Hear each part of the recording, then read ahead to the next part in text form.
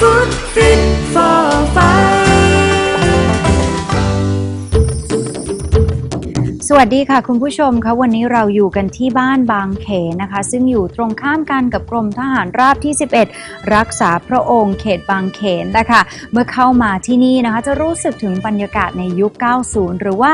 the 90s แล้วใกล้จะถึงวันลอยกระทงกันแล้วนะคะสิ่งหนึ่งที่สร้างสีสันให้กับค่ำคืนวันลอยกระทงก็คือดอกไม้ไฟหรือว่า fireworks ค่ะและในประเทศอังกฤษนะคะก็จะมีเทศกาลที่สำคัญเทศกาลหนึ่งค่ะที่ผู้จัดงานหรือว่าประชาชนที่เข้าร่วมงานเนี่ยนะคะก็จะได้นำดอกไม้ไฟร่วมทำกิจกรรมเพื่อสร้างความสนุกสนานเทศกาลนี้เขาเรียกกันว่า Bonfire Night ซึ่งจะจัดขึ้นทุกๆวันที่ 5 พฤศจิกายนค่ะโดยกิจกรรมก็จะมีการแสดงดอกไม้ไฟแล้วก็ยังมีการจำลองเหตุการณ์ Guy Fawkes Night ที่จะเป็นการแสดงเกี่ยวกับความพยายามในการวางแผนระเบิดรัฐสภาของอังกฤษเขา Gunpowder Plot of 1605 เพื่อเป็นการลอบปลงพระชนของพระเจ้าเจมส์ที่1นะคะแต่ว่าแผนการไม่สำเร็จค่ะนายกายโฟกส์ถูกจับกุมได้ซะก่อนนะคะพอข่าวนี้แพร่กระจายออกไปนะคะประชาชนก็เลยเอาดอกไม้ไฟ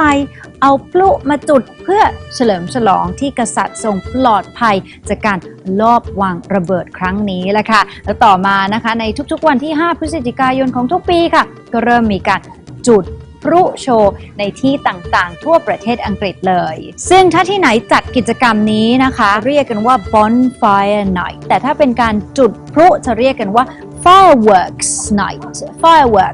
หรือว่า Fireworks Party และในบางครั้งเนี่ยอาจจะเรียกกันว่า Guy Fawkes Night หรือว่า Guy Fawkes Day ก็ได้ค่ะปิดท้ายด้วยเกร็ดความรู้อาเซียนนะคะที่ประเทศสิงคโปร์ในช่วงเดือนตุลาคมถึงเดือนพฤศจิกายนที่วัดซีมาริยามะในย่าน Chinatown ค่ะจะมีเทศกาลลุยไฟที่มิติค่ะซึ่งก็จะเป็นเทศกาลของชาวฮินดูเขานะคะพิธีกรรมนี้เนี่ยนะคะเกิดจากความเชื่อเรื่องการทรมานตนเพื่อ